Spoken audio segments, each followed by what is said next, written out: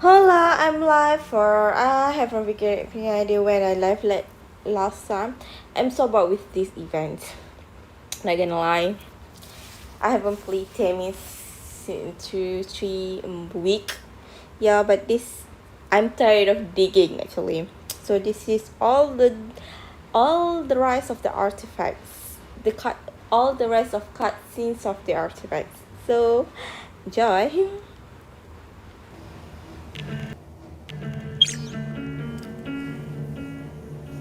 Is this a necklace? But the shape of the pendant is a small bottle looking like a container for something. But the colorful gems studded on this bottle are so pretty. Opening the cap and taking a closer look inside the bottle, then the curator takes out a professional tool he carries to pick out a little gory residue from the bottle. It looks like some kind of cream. After looking at it and carefully smelling it gently, he put the small piece of cream back into the bottle. These things inside are bomb. That is an incense bottle which is supposed to be hung on the body, an accessory for aristocratic women. There is a family crest on the bottom, a family of the brother of Pharaoh Abbey in the 8th dynasty. I just wonder who she is. From the decoration on the bottle, it looks like a product that combines with a different cultures. This also confirms it. Pharaoh Abbey valued trade and exchange with many of the neighboring countries. This encouraged cultural integration between the various countries. Not just women, people at that time were all fashionable to use a variety of fragrances, bombs, incense pouches, and other accessories. What are the fragrances in it? Sorry, I have less experience with fragrances. Perhaps you can ask an expert in this field. Knowing the contents inside this bottle does offer some clues in determining exactly where it belongs. Greater, the expert you are talking about is. Her name is Padilla. This is the address of her lab, but this one is a little different from the typical research institute. Difference? Well, you will know when you see it. Alright, so we go to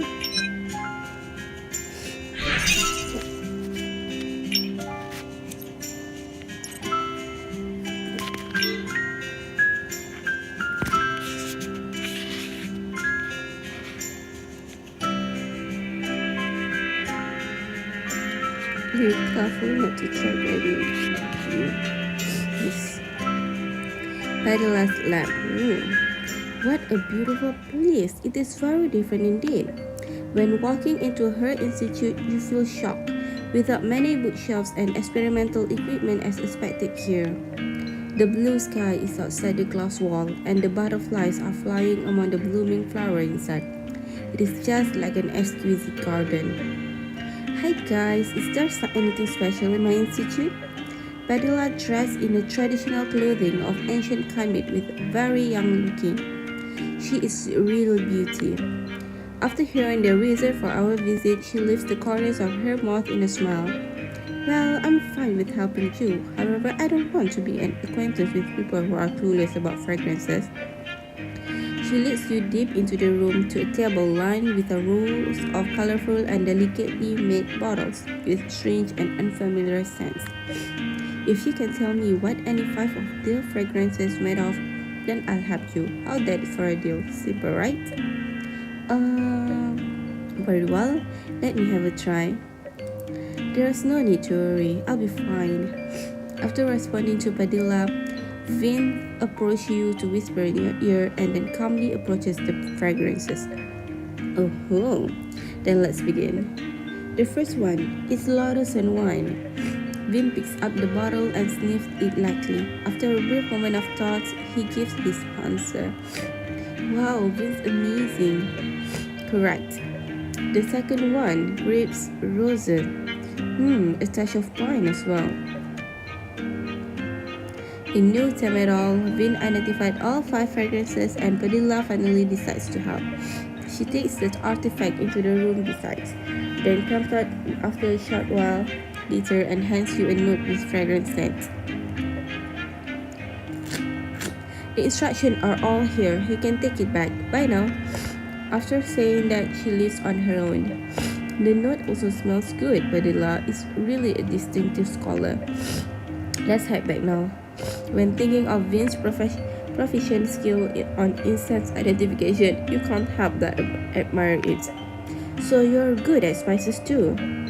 Not really, just some interest, and I have only learned a little bit. Those are very basic spices. If each was as complex as the ancient accessory of the artifact, I would be completely lost.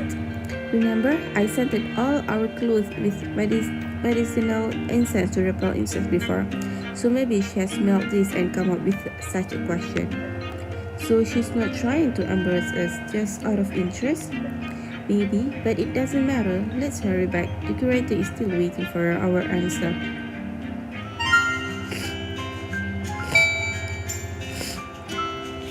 Alright, continue to Ruby's Museum. You are back. Did Padilla give you a hard time? Not too bad. Despite how she acts, she's actually really diligent. In terms of the quantity and quality of her academic papers, she is second to none. Sure enough, it is another big shot. The curator nods and lightly unfolded her notes. This aroma, she is still the same old thing. Well, nightshades, calamus, pine wood, wine, passion flower. She said these were all that can be identified so far. This balm can also be used to treat insomnia, as it believed to have a narcotic relaxing effect on the nerves. Because the ingredients were extremely valuable, it must be the belongings of the noblewoman at that time. After reading Padilla's note, the curator is deeply in thought. The 8th dynasty, the family crest, only one woman was recorded suffering from insomnia, Abby's sister-in-law, Toru. Not much was written about her, only her silent personality and suffering from insomnia and so on. I'll check it again later on. Thank you guys, it's really helpful this time. It is fun, glad to find it out.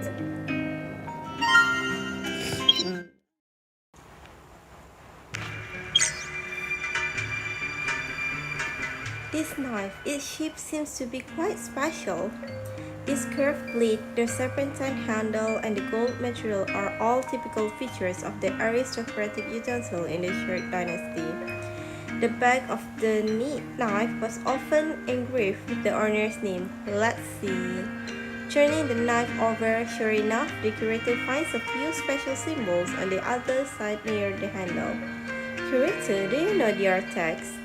Yes, the script of the Short dynasty is not very complicated. I can read some. It's read General Avasuga, which should be the name of the owner. General Avasuga, who can use such a gold dagger, should be a big shot. Yep, General Suga is a hero of resisting the foreign enemy, being of a great man. Wait, there is a name engraved next to it. Nana, which seems to be a woman's name. Woman? Is it the general's wife? According to the existing documents, the general's wife's name was Foster, not Nana. Could it be a nickname or something like an alias? As far as I know, there are no such records in the literature. However, General Suga was born and grew up in the vicinity. There are still descendants of Suga there. If being really interested, you can ask his descendants by yourself. You may have the answer. The curator picks up his cell phone to send you the address of the general's descendants. Well, it is the village, not far from here. Okay, let's go and check it out.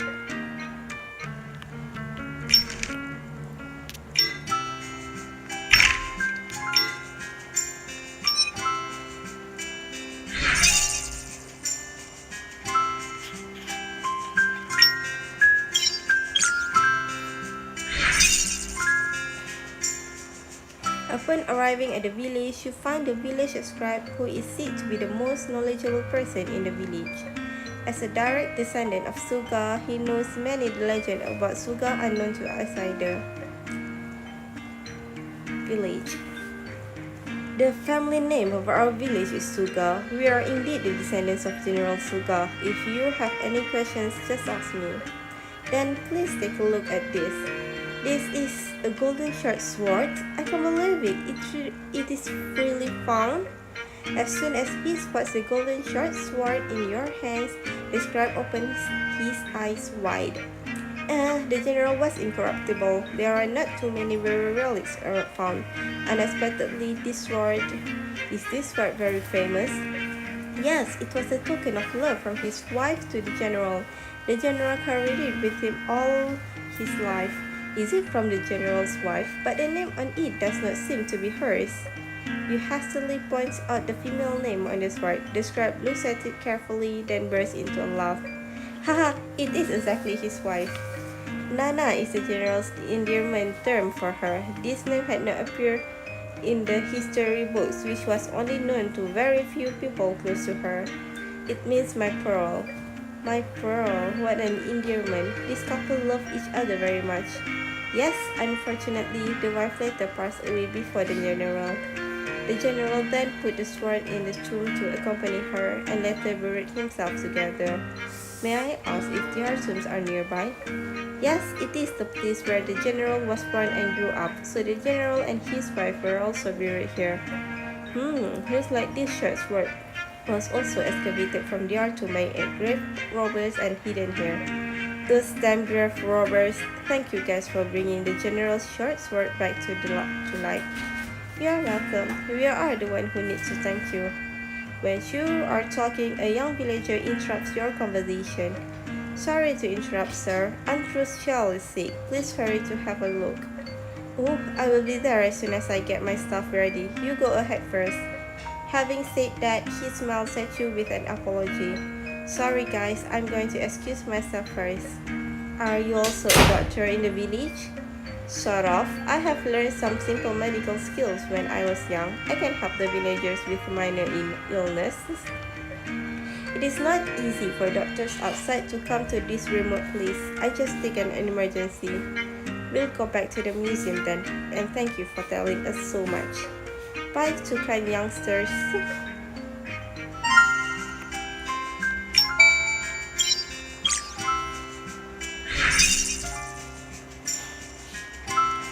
Ruby's Museum. Look, and you tell the curator in detail about everything that has happened earlier, and he nods with emotion. I see. Nana is that Mr. Forster. Then the scribe has an urgency just now, so I couldn't ask him about Nana's story in detail. Can you briefly give an introduction? Alright, but what I know is only limited to the record in the historical books. Mr. Foster and the general grew up together as childhood sweethearts. Oh my god, childhood sweethearts. Yes, just as the general was good at fighting since childhood, his wife also revealed great wisdom and talent as a military advisor. When the general went to the battle, his wife also accompanied him as a counselor. It was rare for women to join the army in ancient Kemet, but the general insists on it. Later, the lady assisted the general to win many battles. Then the people were convinced of her talent. Gradually, the criticism ceased. However, the wife was weak physically. She accidentally contracted a disease during a long march and died at an early age in the army. The general was so grief-stricken that many of his beloved belongings were buried with his wife. Afterward, the general became more courageous in fighting and finally died on the battlefield. It's not more courageous, it's just he is suicidal. Before his death, he left a will to disperse all his property, but asked to be buried with his wife. The love story of the general and his wife is really touching. Yeah, they have been together from childhood, always accompanying each other ever since. It is so admirable. Spotting that you both are falling into thoughts, the curator smiles. Well, you two can go back today. I also have to prepare the exhibition of the golden dagger. Well, see you later, curator.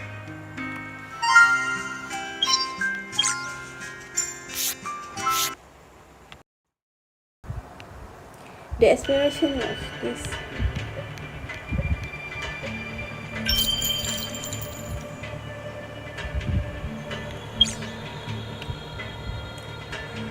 Curator, is this a stone slab fragment? There are a lot of words densely packed on it. Let me see. This is indeed a stone slab fragment left behind by the ancient Kaimite people. But it's seemingly written in some kind of special hieroglyphic script from the first dynasty period. I don't know much about it either. Within the limits of my knowledge, it seems to be a case record for some kind of legal proceedings. A case record, then the content. I have an old friend who is an expert in the field of hieroglyphy. She is also a professor of paleography at Kaimit University. Apart from teaching, she spends most of her time at the Ruby's Institute. So you can take this to her and ask her about it. Okay, we'll bring it over for her to have a look at it. We will bring Arthur.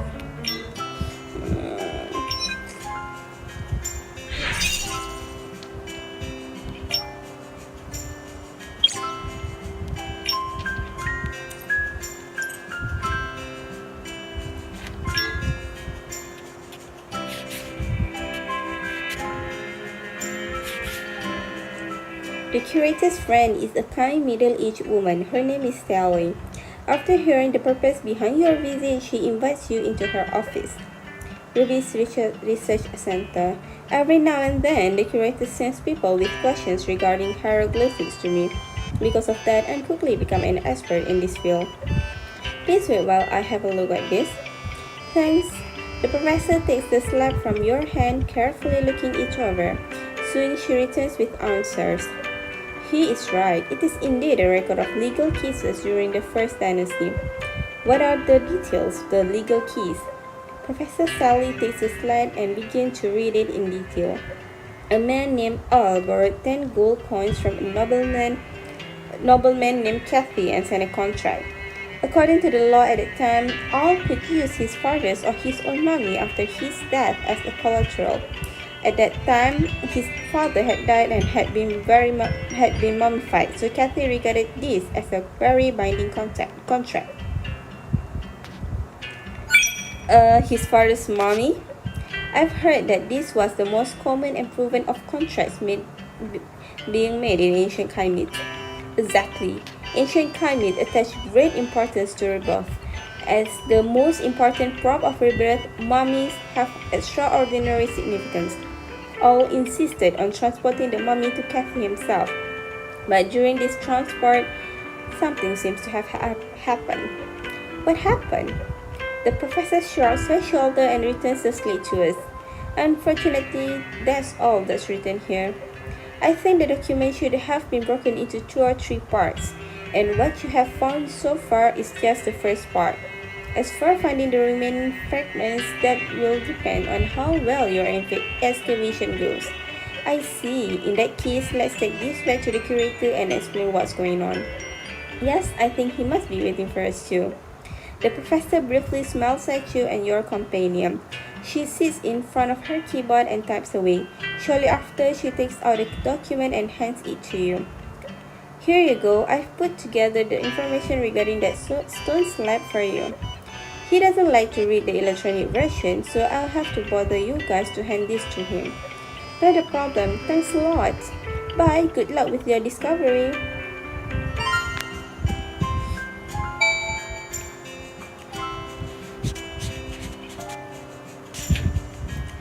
Ruby's Museum. Mr. Curator, the professor asked us to bring this document to you. The document contains the information she wrote down regarding the stone slab. Professor Sally also said that you didn't like looking at the screen, so she specifically requested us to bring a printed copy to you. Hearing your word, the corner of the curator's mouth subconsciously twitches up into a smile. Did she really see that? Yeah, I can tell she really cares about you. That's good. Is he his wife? After a moment of silence, the curator starts to read the document attentively. Parts of this lab were required for the excavation. Is that so? Even if the remaining fragments have yet to be discovered, this is still a very valuable item nonetheless. But I still hope to find all of them. It would make the exhibition more meaningful. I think so too. Artem nods to the curator. Please feel assured, we will continue to do our best to excavate. I'll leave it to your capable hands then. Yeah.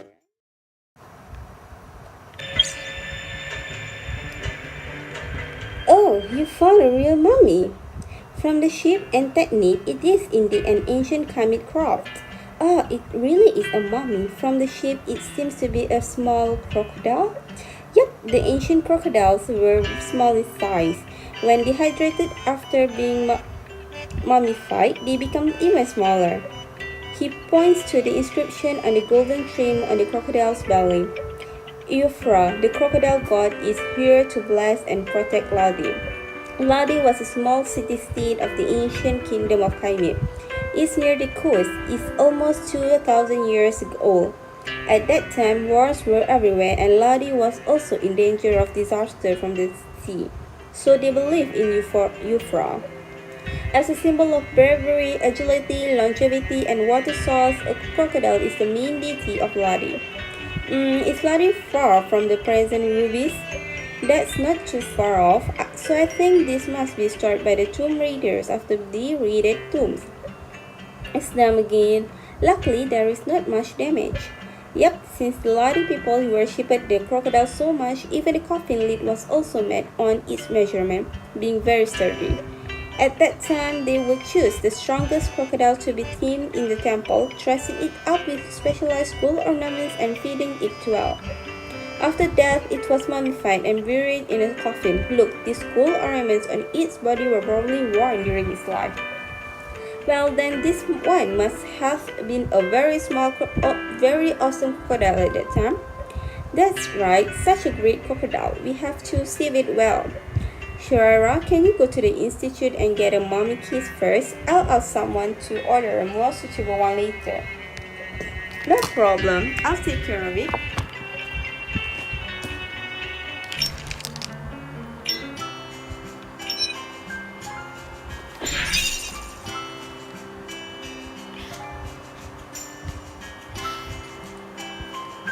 Ruby's Research Center. Crocodile, this size suits crocodile. This size should be suitable. The staff of the institute takes out a transparent board with temperature and humidity indication from the storage room and hands it to you. Luckily, I prepared some more before, just in case. In case you mean that mummies are found here from time to time? Yes, in ancient Khmer, people and animals could all be mummified. Although many of them are damaged today, the number is still significant. They range from human to animal, but this crocodile is still quite rare. I'll be sure to be there when the exhibition opens. Thanks, we'll be heading off then.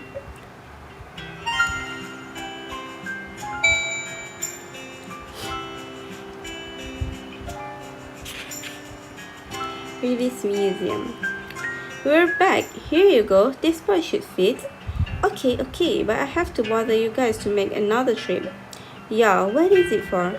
The curator sighed and points to the crocodile mummy in front of him. Do you see this coin?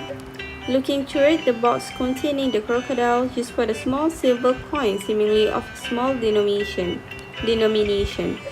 A staff member has just thrown in, claiming that this is the crocodile god of their hometown.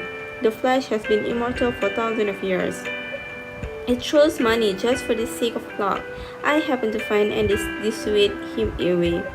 Throwing money for luck? I don't realize Khmer also has such a habit. People always put their hope in something that seems mysterious, but they just don't understand it actually. You are right, young man. It just reminds me of the previous exhibition for the mummy of the jackal god. Many spectators threw money in with coins and deals. Finally, I had to put up a sign stating that coins were prohibited and reasons, and then it was almost brought under control. Seemingly, I have to write another sign. There is still a long way to go for science popularization. So, do we need to get a board? Oh well, catch. Yes, there is a bazaar there. Just buy a blank signboard. Sure, we'll go now. Wait, you pick up very smoothly too. Exactly when did you start to get used to it? What the heck did I just read? I have no freaking idea.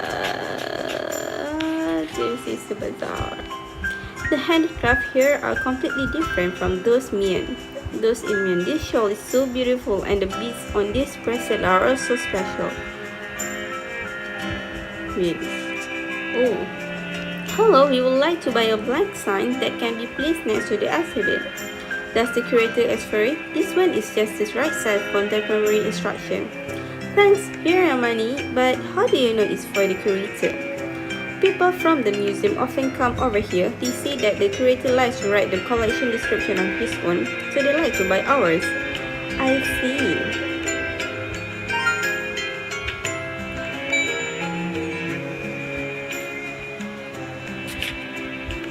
Ruby's Museum. No coins. Look, I also write some briefs about mommy and dad, then the way how to make them below.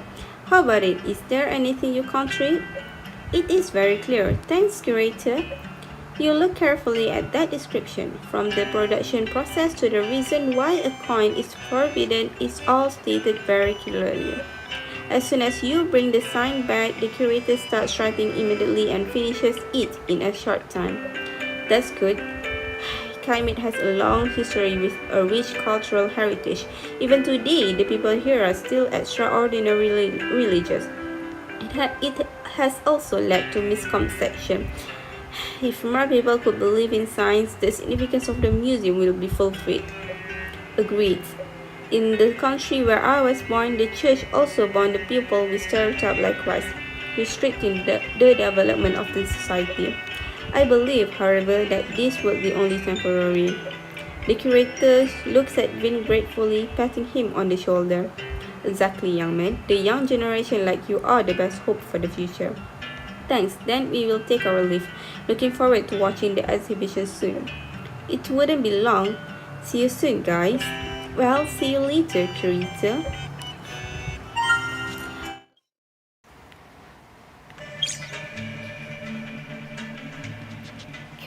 Curator, look, we found another fragment. Judging from the shape of it, could this be the continuation of the previous one? The shape does match up. Only after professionals confirm the information can we get an answers. Got it. I'm going to pay Professor Sally another visit, aren't I? Yes, I'll have to bother you this time as well. Just leave it to me.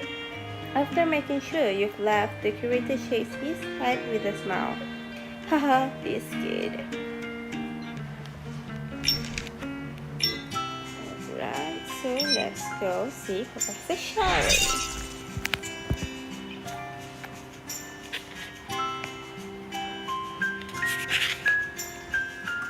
Ruby's Research Center. There you are. Have you already found another slab fragment? We found one, but we'll have to trouble you to have a look at it again. Hand it over to me. Professor Sally starts to explain the above text to you. It appears to be a continuation of the last slab. It said that the mummy suddenly fell into the river when all transported the mummy to Cathay, and all jumped into the river to rescue it. Eventually, he was swept away by the mummy, with the mummy, and disappeared. No way. Although Cathay had searched several times, later he still couldn't find any trace of Owl and the mummy, which means he probably never got to recover the loan. Well, out of sympathy for all, Cathay had to accept the bad luck and gave it up. But then, a few years later, a man who looked similar to Owl was spotted in another country downstream, but he had a new name. There was no evidence to prove that this was Owl. Besides, Cathay had passed away at this time. As the law of the two countries were not the same, the matter never ended up being resolved. What? In other words, Owl was suspected to have staged death in a fake accident to avoid repaying his loan. The person who recorded the case thought so too. It was a junior officer who was in charge of the lawsuit at the time. He pointed out that although the current law could not prosecute him, he hoped that future generations could do so. So he wrote it down as a reference and also warned the world to be aware of such tricks. Unfortunately, only his official position was left on it instead of his name. It is only thanks to him that we have to this valuable case record now. Yeah, but maybe the future generation after hundreds and thousands of years would have the same feeling when they see records that Mr. Wing wrote. After all, there have been many excellent legal professionals from back then till now. You, Professor Sally is unable to hide her smile while she looks at you. Sorry to interrupt, but it looks like this fragment is the last one. I have also compiled a document for this one, so I'll have to trouble you guys to bring it back to the curator once more. Yes, please leave it to us.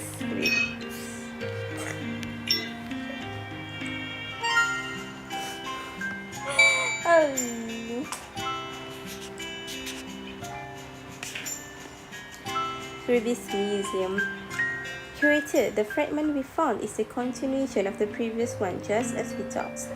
Look, it comes together to form one. Oh, that's great. I will bring in a repair expert from the capital to put them together as soon as possible. Capital? That's pretty far away. And the exhibition launch time? No worries, even without putting them together, visitor can still read the contents through Sally's translation. You guys have been really helpful this time. You're welcome, we're just doing what we can. Although the secret of the slab has been worked out, you still have a question of your own. You wonder if it's appropriate to ask about it now. After thinking it over for a while, you decide to do it. Yeah, I am curious. So, may I ask what is your relationship with Professor Sally? It seems like you guys are much closer than just ordinary friends. The curator stroked his beard and smiled. You're a smart kid. I know it can't be hidden from your eyes. It's okay, I don't mind telling you. He asks you to take a seat and begins to tell you his story. In university, Sally was a junior or classmate of mine. We had been dating for a while at that time. Sally was fond of ancient texts. Later, she studied abroad for many years and devoted herself totally to academics. Her field is something rarely studied in the country. Sally decided to fill the gap. She acknowledged being unable to give me a happy life, and she had given her heart to work. I respected her decision and chose to break up. Later, as expected, she had established her own research laboratory and became the best of our country in paleography.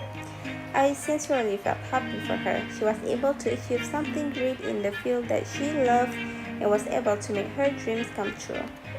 However, neither of us had looked for a partner even till now. Instead, we took comfort in each other as friends. I see, Professor Sally is really something. I believe the curator and Professor Sally are still soulmates. Perhaps when Professor Sally isn't so busy anymore, you two may still have some new opportunities. Frankly speaking, I think so too. When we're all retired in a few years, perhaps we may be able to try again. Well, it's getting late, so you should get back now. Thank you for listening to me. You are welcome, Mr. Curator. Please feel free to ask if you need our help in the future. We will do our best. Thanks a lot and goodbye for now.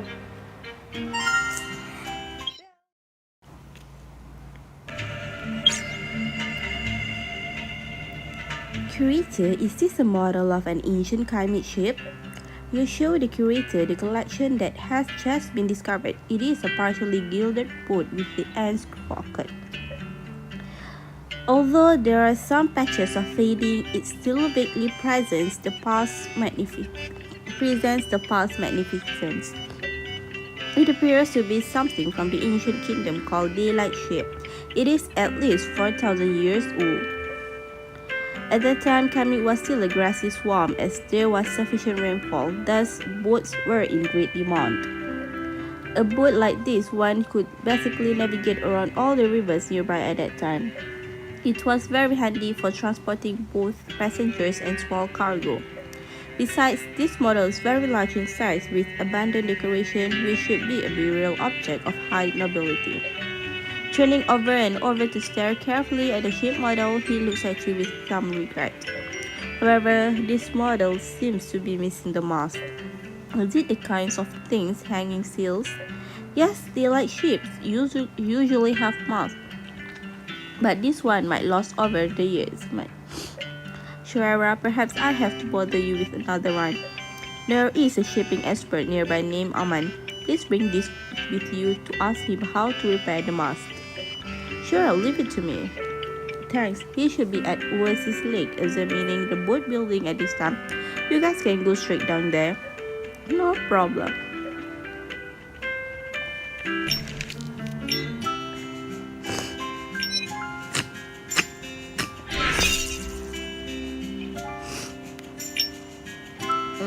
This collection.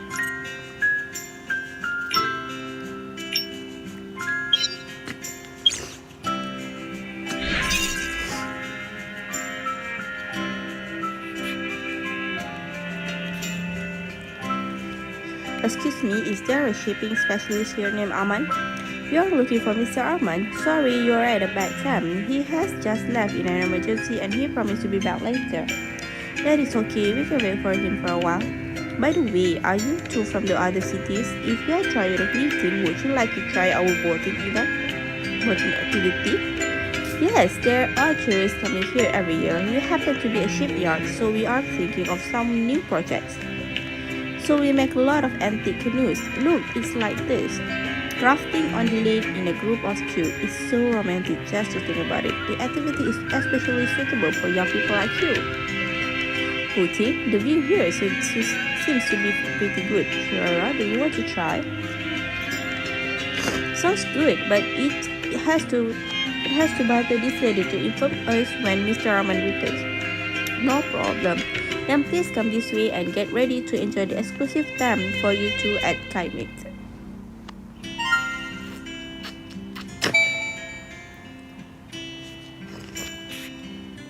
Under the guidance of the staff, Luke and Hugh board the canoe. The wind blows hot, humid away on the lake, bringing refreshing coolness. Luke and Hugh had a great time paddling the canoe. Oasis. Phew, I haven't rowed for a long time. It's quite comfortable to exercise. Right, I think it's good for you to have a chance to exercise because you are sitting a lot. I haven't thanked you for helping me tie my hair. Just now my hair was blown apart by the wind. I appreciate your help. It is a piece of cake, no need to be so polite. When we went boating together in the park as children, I always tie your hair up and have it fall apart. In those days, we often ran to the park. Even though it wasn't a big artificially, we could still play all day. Listening to Luke's words, you are also unconsciously immersing in the memories. Let's go to the park together when we get back. I also think the same way. By the way, I just took a lot of pictures. You can choose some on the way back. Sorry to disturb you. Mr. Arman has just sent a message. Somehow the staff member had come to us. What did he say? He said he had already known why you two are here, but he is busy at the institute right now. So please go to the institute to find him. Wow, well, we're on our way. Thank you. We are welcome and have a great time at Haih.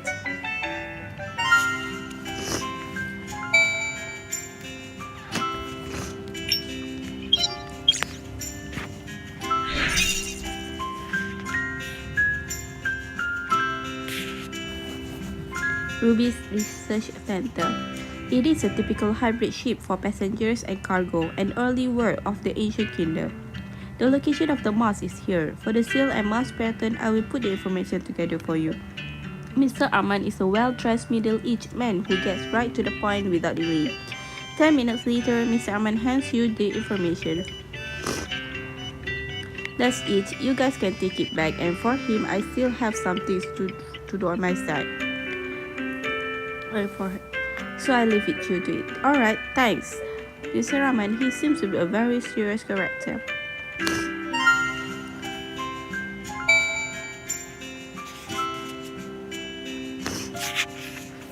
Ruby's Museum. Oh, that's it. I see. I will have someone to fix it. Thanks again for the help this time. Well, Mr. Arman shouldn't be an ordinary ship expert. He seems to know a lot about ancient ships as well. His major was original ship design, but he was interested in ancient ships as well, so he has obtained 2 doctoral degrees. He used to be known as a genius, and now is the leading expert here. 2 doctorates? He looks quite young, but has become a big shot. Wow, I also want to experience the feeling of being a learning tyrant. Heck.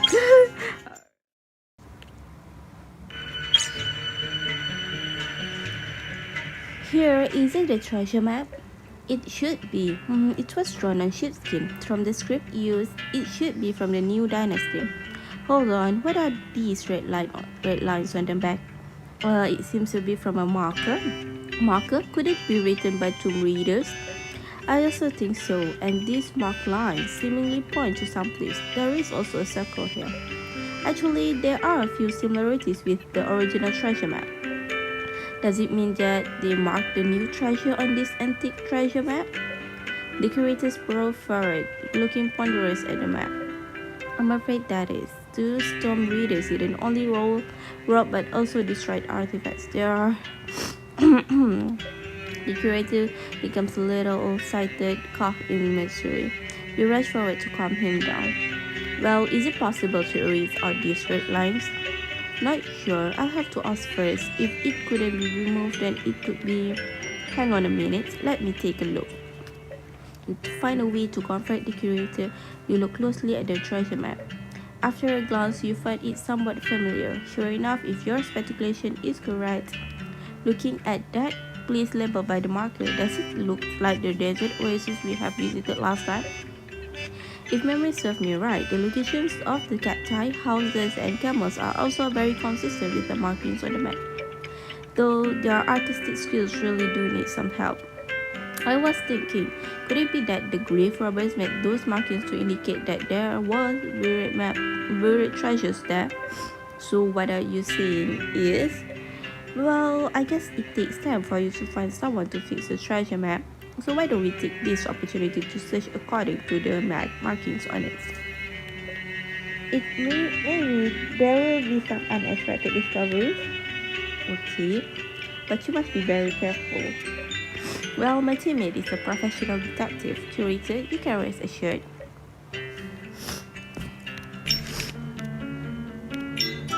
Ooh.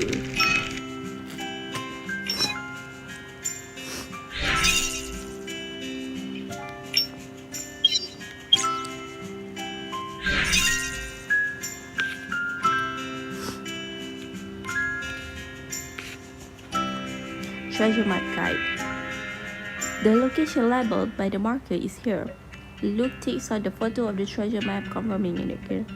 So let's dig up treasure now. Hey, shoo! In a short time, the shovel hit a hard object. What? Are there really treasures?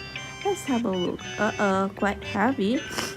When he takes out the bag, you clearly heard sounds of metal clanging. Step away, I am going to open it. While speaking, Luke blocks you behind, opening the bag with his hand. What appears in front of you is a large bag of bright gold coins dazzling in the sunlight with glittering glows. How can this be? If the coin is real, it is better to hand it over to the police. Just as you are surprised, a strange man's voice suddenly rings in your ears. Hey, what are you doing? When coming back to your senses, there is a man in traditional Khmer costume standing in front of you, shouting angrily. Are you going to steal my money too? Your money? Of course, it's not convenient here. My house is right over there. Let's go over and have a chat.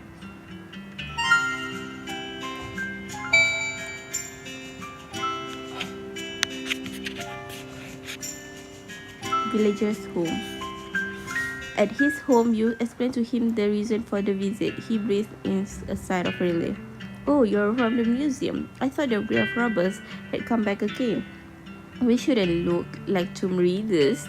Oh, I can't see clearly from a distance. Besides, they found the place where I buried my money before. Is it possible for me not to keep an eye on it? How do you know they found out the treasure? I've seen them send people to case the site. Luckily, they got caught before having a chance to steal. I've never expected they could draw it on the real treasure map. Oh, this is an artifact of thousands of years. But why do you bury your money under the earth here? Is that safe? The man scratches his hair in embarrassment. Don't laugh at me when I tell you this. It's my secret purse. What? Oops, that is the secret purse. The pocket money concealed from my wife. That many? I guess it's because I've deposited there quite a few times, thus being targeted. I also have my own difficulties. The small business I run in the neighborhood does not earn a few dollars, and the children have to go to school. Save a little is a little. Don't you think so? Looking back and forth at looking through the villagers' face with smiles. But brother, you shouldn't learn from me to save private money. This young lady is very smart. You certainly can't conceal it from her. I'm not going to do anything like that. We have things to do, so have to leave first. The villagers take the money back, chose by look and thank you repeatedly. Thank you both, thank you both. You too, take care.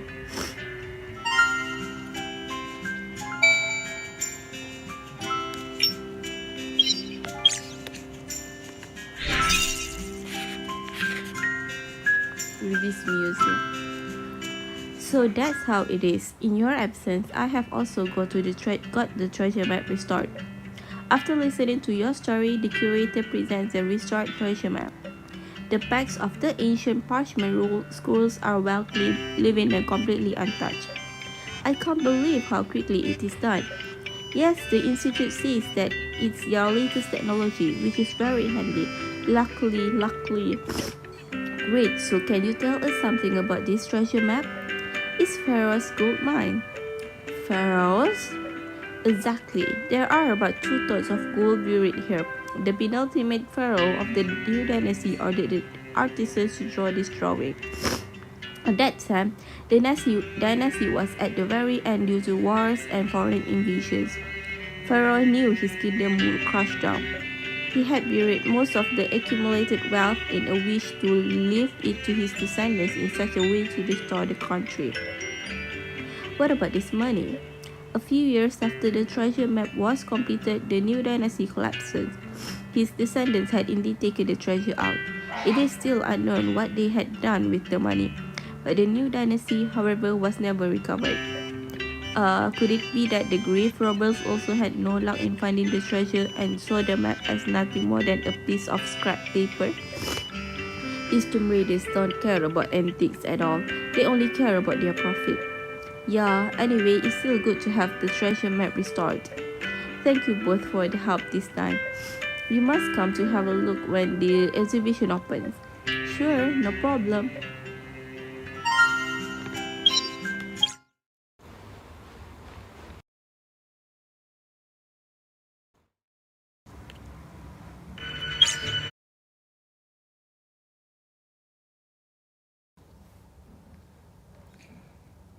Okay, that's all from me. That is all the